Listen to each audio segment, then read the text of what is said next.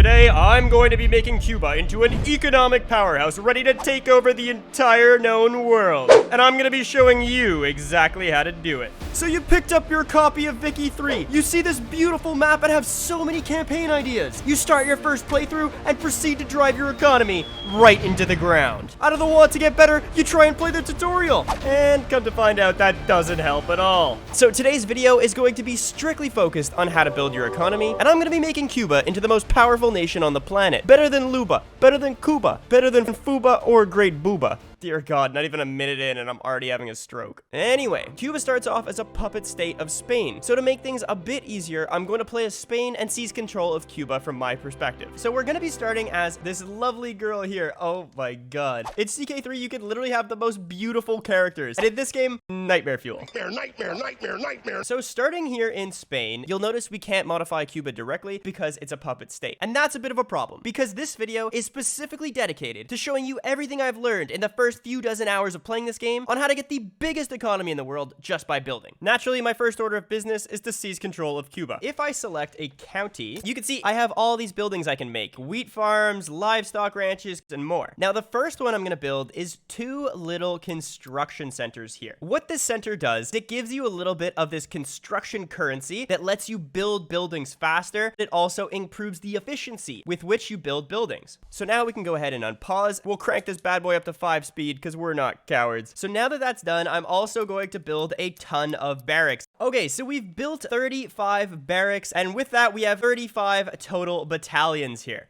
Now, if we look at Cuba, so I need to come on over to the interactions tab, and here's where we have all our diplomatic actions that we can take against them. I can grant them independence, I can improve our relations, but what I'm going to do is expel the diplomats we have. Expelliarmus!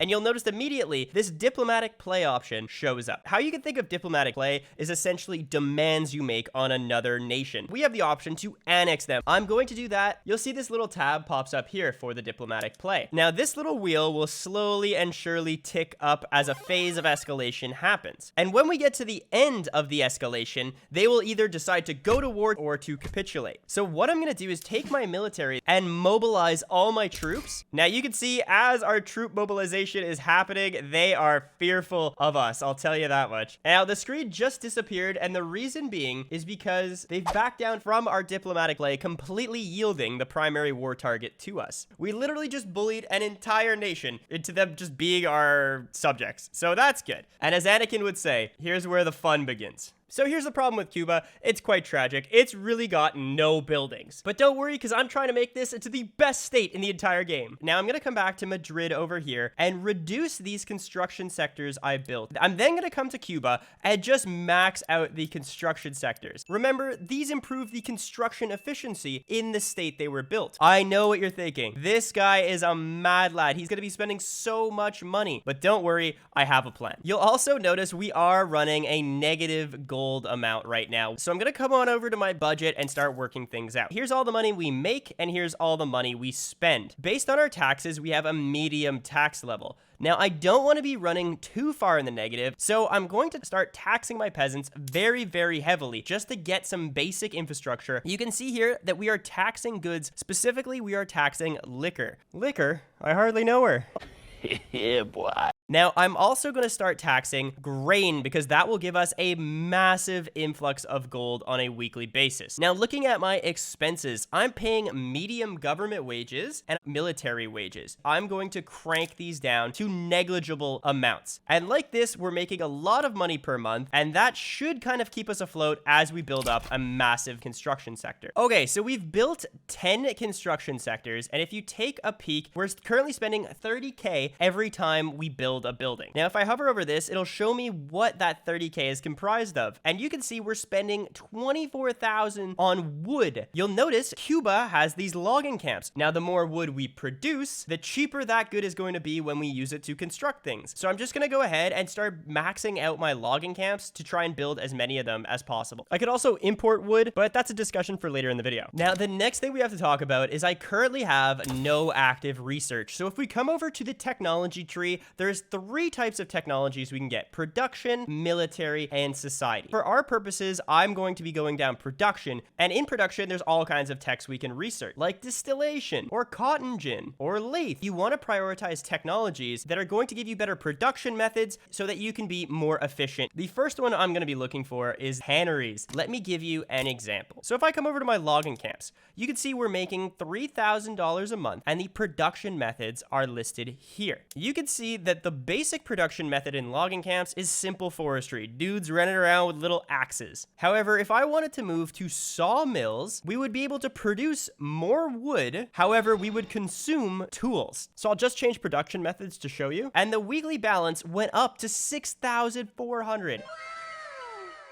So you can see we've almost maxed out our logging camps, and now wood is only costing us 7,000. So that's really good news. So the next thing we have to talk about is Cuba as a whole, this screen in the overview. So Cuba itself has a GDP of 31 million. It's got a declining population of 850,000 people. The standard of living in Cuba is impoverished at 12. And here's the most important one we're going to talk about for now: access to our Spanish market. You can see if I hover over this, we have this trade route from Cuba to Spain. Now, from my testing, this should almost always be at 100%. So how do we get Cuba to have better access to Spain? Well, we need transportation infrastructure. First thing I'm going to do to improve this is to build a bunch of ports. And you can see for every port we build, we're going to be getting 10 infrastructure. So the next thing I'm going to do is to max these out. So now that that's finished building, you can see we almost have perfect market access right now. Now, it may look like we're making a ton of money, but this is an unhealthy economy. Don't get me wrong. You can see that our construction sector is costing us almost 5 grand. So what I'm going to do is just bring the construction sector down. The next item on this screen we're going to have to worry about is turmoil. Basically, radical pops. They can't find work. They're taxed too heavy. They're discriminated against. It's just not a good time for them in general. So I'm going to lower our taxes just a bit, but I'm also going to remove taxes on grain. Now that's going to hurt our economy a whole ton, but it's going to give us more authority. And with authority, we can spend that on things called decrees. Now, in decrees, we have all of these options. The first one is road maintenance. Now, this is going to improve our infrastructure and our construction efficiency. So I'm gonna slap that down. Next is violent suppression, and this essentially removes penalties from turmoil. And finally, I'm gonna pick up the greener grass campaign, making Cuba a desired place to move. So now that we've done all that, I need to start getting some industry online to start making more money. Now, which industry should I choose? The easiest way to see that is if you come over to your market tab, or you hit F4 on your keyboard, you click on the staple goods. Now, these are the goods that your population consumes. You can see the price for these items listed on the right. Grain is 22% more expensive than it probably should be, whereas wood is 35% cheaper. So I'm going to target one of the most expensive ones, groceries. So if we build somewhere that's going to produce groceries, the price of groceries will go down for our population. They'll have more money in their pocket. They'll increase their standard of living. So now that we've done that, the next thing we want to do is make life better for our people. Coming over to our politics screen, we can look at the laws we currently have. Now, if I try to change these laws right away and, give women full rights and abolish slavery, this, that, and the other thing, some of our government groups here, like landowners, might not be happy with us. What we're going to start off by doing is just changing who can vote. Right now, we have an oligarchy. I want to change that to census suffrage so that any literate man can vote. It's a good first step. Considering we haven't even discovered human rights yet, if I even think about taking children out of the mines, I'm sure there's going to be a revolt. But despite that, I have a special offer for you today. For every like on this video, we're going to be taking one child out of the mines and putting them in our construction center, where their little fingers will be way more productive. So it's only with your help that I can render Cuba an economic powerhouse ready to take over the world. So you better like the video before I change these laws. While you're down there, consider subscribing. Okay, so our food industry has come online. Another one that's really expensive is textile mills. So I'm going to go ahead and build a textile factory. So it took us about a year to try and enact census suffrage, and it failed. But every time it fails, you get a little pop-up. So this option will reduce the amount of time it takes to enact a law. However, this option will reduce the amount of approval the landowners give you. This is a perfect opportunity to talk about the groups in your government. Each of these groups have their own agenda. So the intelligentista, they're liberal, they're anti-clerical, so they kind of favor laws that go along with these views. Whereas if you come over to the landowners, these guys guys are patriarchal and pro-slavery. So with me trying to allow more people to have a vote, well, the landowners aren't really gonna like that. Now you can see we're getting a -10 approval from trying to pass this law. If I were to click on this one, yes, I could enact census suffrage quicker, but the landowners would be more likely to stage a revolt. So unfortunately, the only thing I can do is increase the enactment time. The enactment time is directly linked to how legitimate your government is. Now, your government's legitimacy is how well whoever is in power lines up with the laws you have enacted. Right now, if I put the Catholic Church in power in my government, you can see that my legitimacy goes up. We have censorship, which is endorsed by the Catholic Church, so these guys have a lot of legitimacy. As we slowly pass more laws that the intelligentista like, they'll slowly and surely gain more legitimacy. The other thing to consider here is the clout. The success chance you're going to pass a law is based on the clout from the supporting groups. Without getting too deep into it, you want the people that support the law to be in government, and you want them to have as much clout as possible. And you don't want the detractors to be in your government. But you also want your government to have half-decent legitimacy so it doesn't take literally forever for the law to pass. And we got another pop-up momentum of the... Oh my god, look at that face! I'm coming for you, John. Okay, I'm definitely not sleeping tonight. Nightmare.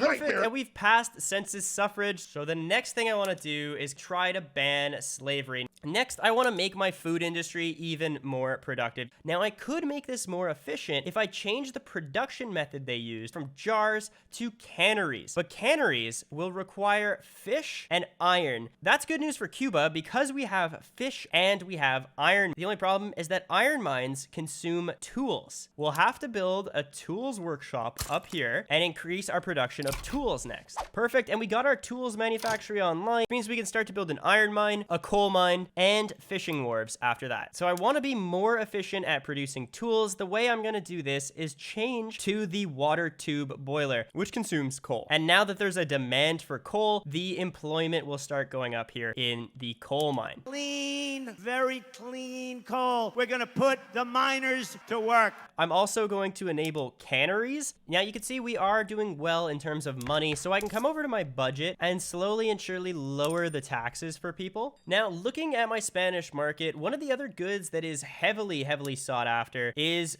grain. And in order to reduce the price of grain, I want to improve my rice farms. Improving my rice farms can be done through soil-enriched farming. It consumes fertilizer, but increases the output of my grain. Fertilizer can be produced in chemical plants. Chemical plants consume iron and sulfur. Well, I don't have any sulfur here in Cuba, but what I do have is a sulfur deposit over here in Spain, the country I'm actually playing as, but I'm never in. So I could just build like one sulfur mine over here, and I should be good. Just note, if I didn't have this, I would have to trade someone for sulfur. So we are using quite a few tools. We're mining a bunch of iron, a bunch of coal. So I'm going to build one more tooling workshop.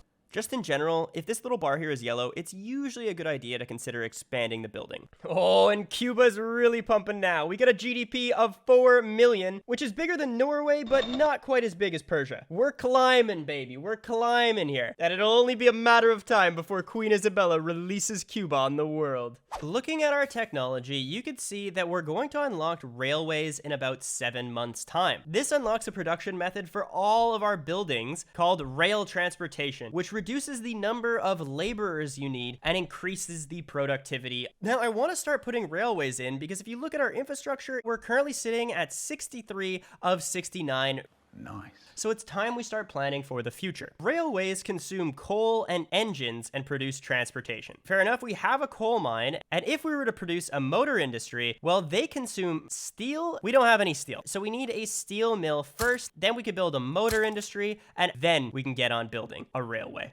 We built our steel mills. No one's really working in our steel mills because there's no demand for steel. But when our motor industry is up and running, I want them to have steel to consume. So what what I'm gonna do is subsidize the workforce here. And there we go. Now that we have our motor industry online, you can see that there's no steel lacking. So I'm going to stop subsidizing the steel manufacturing and start subsidizing the motor manufacturing, because the motor manufacturing is going to demand steel. So because there's a demand for steel now, well, the price of steel will go up and therefore the wages will go up. Therefore, it should be fully employed. And we need something to consume our engines. So I'm going to go ahead and pick up a railway. Okay, we're about to ban slavery. Come on, Papa needs a new pair of shoes here. Sir, the possibility of banning slavery is approximately 38.9%. Never tell me the odds. Gimme slavery ban. Gimme slavery ban. Here we go. Here we go. Come on. Mother. Okay, I guess we're waiting another year for that. Okay, so we finally produced a railway, which is awesome. In my resources down here, I'm going to click on any one of them, and I'm going to change the production method to rail transportation. And now we can stop subsidizing our motor industry. And you'll see the employment will increase for our railway, and our little chugga goes down the road. The millionaire, the mansion, the yacht, the 2-week spots. Come on, slavery. Let's go. Come on. Here we go.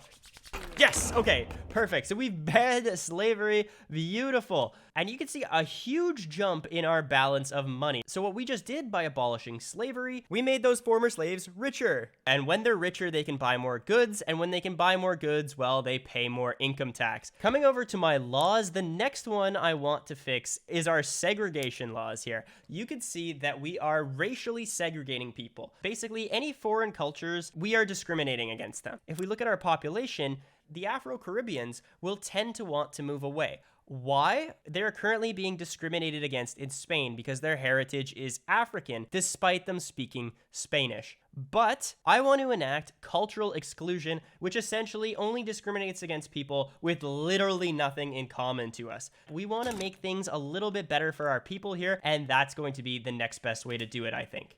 And we've unlocked cultural exclusion. That's sweet. Okay, so now if we look at the lovely population and we take a look at the Afro-Caribbean people, they will not be discriminated against and their standard of living will go up. Coming back and looking at my buildings, I can see that my chemical plant is not super productive. For whatever reason, we're consuming more sulfur in our market. All I have to do to fix that problem is just start producing a little bit more sulfur. And looking at Cuba, you can see that our GDP has slowly grown to 16 million. Our population's at 1.5 million. It's going okay. It's not going so bad. We're still doing really well in terms of our finances, so I'm going to reduce the taxation level to its lowest. Now, the next thing I want to talk about is the agriculture. Now, the population that lives on the deserted land, that's probably a sustenance farm. Now, a sustenance farm essentially means that pops that live there produce what they consume and nothing more, and they really don't make any money and they don't pay very many taxes. So the more pops we can get out of this arable land and into high production plantations, the more money we make. So off camera, I'm going to build this out a little bit more. In terms of the next law we're going to pass, I want to remove state religion as much as possible because you could see the Catholic Church gains 30% political strength from this and kind of forces our hand into choosing other laws that the Catholic Church wants. If I take freedom of conscience, they'll be 15% more politically strong, and total separation, well, they won't have anything. But if I jump to total separation right away, you can see they are going to oppose this change with a -20, meaning they will almost surely revolt. So what I'm going to do is kind of inch my way there. I'll pick up freedom of conscience first, I'll lower their political strength, I'll wait a bit, and then I'll pass total separation.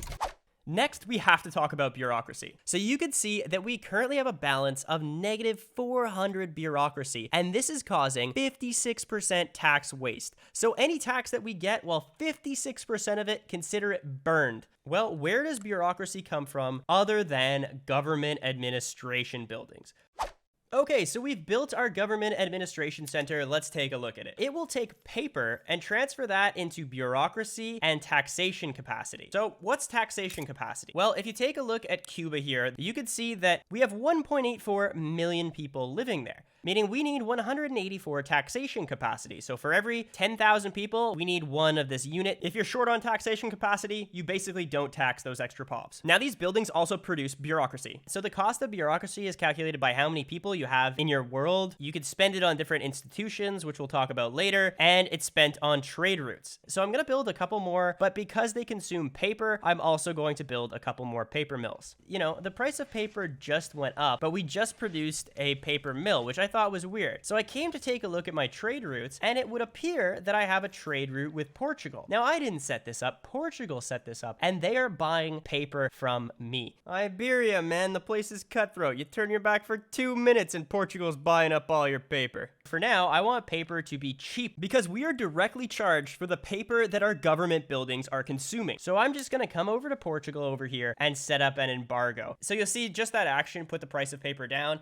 because we're selling less and we have more available for us. I'll lift this embargo when I have the ability to produce more paper. And we unlocked freedom of conscience, so the Catholic Church will have 15% less authority. So I will give them some time to be a little bit less upset about this, and then I'm gonna make a play for total separation of church and state. The Cuban GDP is currently sitting at 9 million, which is roughly that of all of Portugal. But that's still kind of low for me, and I know it's low for Isabella over here. Age 35. Good thing she doesn't look a day over 92. I really want to make some money moves here, so I'm gonna tax my people like crazy. Then I'm going to increase my construction sector to like 10. And now we can build things really quickly without going too far into the red. So I'll build like 5 iron mines. And as we're producing more and more iron, we can also expand our tools here. And we can build, you know, another government administration center and another paper mill. Realistically, with this strategy, it's like working in hyperspeed. Now, even with maxing out my construction sector, I'm still making a ton of money. So I'll actually just crank the taxes down a little bit. I don't need to have my gold reserves full. I just need it to be in existence there. Okay, so now I'm just going to go really hard on building my buildings using all the same logic as before. I'll probably cut most of it out and just leave in whatever's new. All right, so here's an example. You can see our iron mines aren't fully being worked because, well, there's just not that demand for iron, I don't think. What we could do to artificially increase the price of this is come on over to our market. We could just set up an export route. We could set up a couple export routes for the iron, actually. And there you go. You see the market price for iron has slowly and surely increased since doing that. And now the iron mine is hiring. And we finally did it. We finally got total separation. We can give them a little time to cool off, but I might as well just change our education system from religious schools to public schools. When we've made this change, I can invest in the schools more without giving the church more power. And with a greater investment in the schools, the literacy level of our population will rise. When the literacy rises, the standard of living rises. And when the standard of living rises, more people want to move here. And the more people that want to move here, the more tax we're going to collect. Okay, so now I'm in a bit of a pickle, right? I need more engines to be produced, and the price of steel is super expensive. But if I come over to my steel mill here, no one wants to work because the salary just isn't good enough. So I could do one of two things. One, I could start exporting some steel to drive up the price of steel in my market, or two, I could drive down the price of inputs. So a higher price for steel means that even though these inputs stay the same, we can offer more in wages to our workers, and then they'll slowly and surely join the enterprise. Or if this price of steel stays the same and we reduce the cost of these inputs, well, then the wages will go up and people will start working there also. Oh, we're exporting iron to Egypt. Okay, let's not do that. The price of iron will go way down, and as a result, wages have gone up.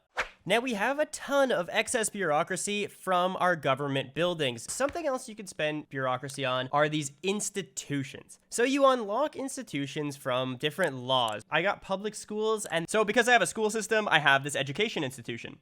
I can invest bureaucracy, and it gives increased education access for my people. So I'm gonna do that. And speaking of proper education, one of the next buildings we're gonna build is the university. Now, our university will consume paper. It increases the qualification of our population. So essentially, it'll increase people's literacy and wealth, and it also improves our innovation. So if you take a look, we research text quite slowly right now because I haven't been building too many universities. That means when I need to research something, it takes a lot longer. So I'm just gonna build a metric ton of universities now. And this will increase our expenses per month, but it'll also allow us to research things much faster. And now I have a total of 6 universities providing us 18 innovation. And Cuba is doing great. Look at Havana. It is actually popping right now. We've successfully enacted public health care, and now I can safely invest in my health institutions without any more power going to the Catholic Church. This will decrease my mortality rate and thus increase my population overall, giving me more people to tax. The next thing I want to enact is child labor laws. This will allow me to improve my education investment, and it'll increase people's income. It's perfect. And we've enabled compulsory school systems. Perfect. So now we can look for a new law to pass. Right now we have land-based taxation, a form of taxation that's mainly focused on taxing the peasants. But we can move over to proportional taxation. This one makes sure that everyone pays roughly an equal share of their income tax. You'll notice with this, it predicts we'll make an extra 150K. Great, and we now have proportional taxation, and holy smokes, oh my god, look at our gold balance. It's off the charts. Oh my god, that is too funny. So now, if I want to expand and improve my empire, I'm going to need oil. As you can see here, I have some production methods that could benefit from the use of oil. I don't have any oil myself, and if I want to import it, well, it's gonna cost me an arm and a leg. But I'm pretty sure down here in Venezuela, there is oil. I'm like 90% sure of it. So I'm gonna go ahead and just conquer this state up here. I'll recruit a couple generals to fight in my war. And it looks like war with Venezuela has broken out. We'll find our navy and we'll do a nice naval invasion over here. And it looks like we're making some advances here on the front. Oh yes, and it looks like Venezuela will be ours. And they have capitulated. We conquered this little territory. So it doesn't show that there's any oil here, but it says there are discoverable resources. And if this state is not isolated, we have a chance to find those resources. So all I'm gonna do is make sure they have full access to our Spanish market by coming over and building a couple ports. And I didn't get a pop-up or anything, but literally as soon as I built the ports over here, the resource oil popped up and they got 32 of them. So I'm just gonna crank these up. And that should fulfill our oil needs pretty much for the rest of the game. And as we start getting our oil rigs in production, any production method we have requiring oil, we can start applying. Like vacuum canning over here in the food industry, or assembly lines over here in the furniture manufacturing. We've also unlocked central planning. Now, what central planning is going to allow me to do, I can come over to my government administration building and pick up telephone switchboards. Now, this is going to drastically increase the amount of bureaucracy I can have. But in order to do that, I need to build a couple electrics industries so I can build some telephones and then ultimately use the telephones in my buildings. And just looking at Cuba, we're at 6.4 million people.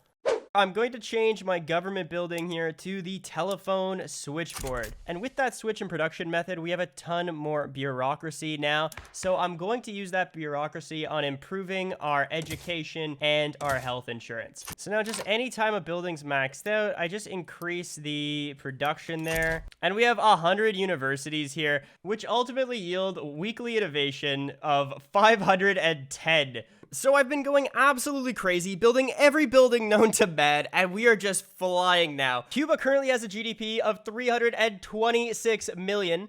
And if you look here, Great Britain on their own only have 200 million in GDP. And next we get a gun for the French. But I'm doing that with the backing of Spain. And I really want this playthrough to be Cuba specific. So I'm going to be making some money moves now. I'm going to take Venezuela, which I conquered the rest of, by the way, because I was just bored. And I'm going to straight up release them as independents. Then I'm going to come over to Cuba and release it as an independent, but tick this box that says I want to play as Cuba. Let's go. And now that we're playing as Cuba, we are missing a ton of input goods that I had built up in Spain. So I'll just start trading for those, and then right away, I'm gonna turn around and war Venezuela. And I'll mobilize all my troops. Oh, and it looks like they just capitulated without a fight. That's beautiful. Now, I have a slight problem. I'm number 6 in the world. I have millions of people in Cuba. They have a great standard of living, one of the best around. I've pretty much unlocked all the techs in the game. They're pretty not bad for somebody that's only played this game for a dozen hours. And my only problem, the pre-release copy of the game I'm playing on right now is not optimized, and it's taking me literally forever to get through a single day. So unfortunately, I'm gonna have to call it here. It kind of sucks, but what can you do? I hope this gives you a really good idea on how to understand buildings in your first playthroughs. If you want to see another aspect of the game, or you have tips, tricks, and corrections, please share them in the comments below. I'd love to get better with the community. If you want to like and subscribe, it means the absolute world to me. And if I don't see you, good afternoon, good evening, and good night. The Ottawa Welshman, the CK3, man, I'm the king of this land. Oh, and look at that awesome video on screen. I handpicked it myself, and I know you're gonna love it. Got 1,000 sons, all named John. They probably don't know that their cousin is the mom. Tutorials play through, speed runs to win. No challenge too great for the Ottawa Welshman.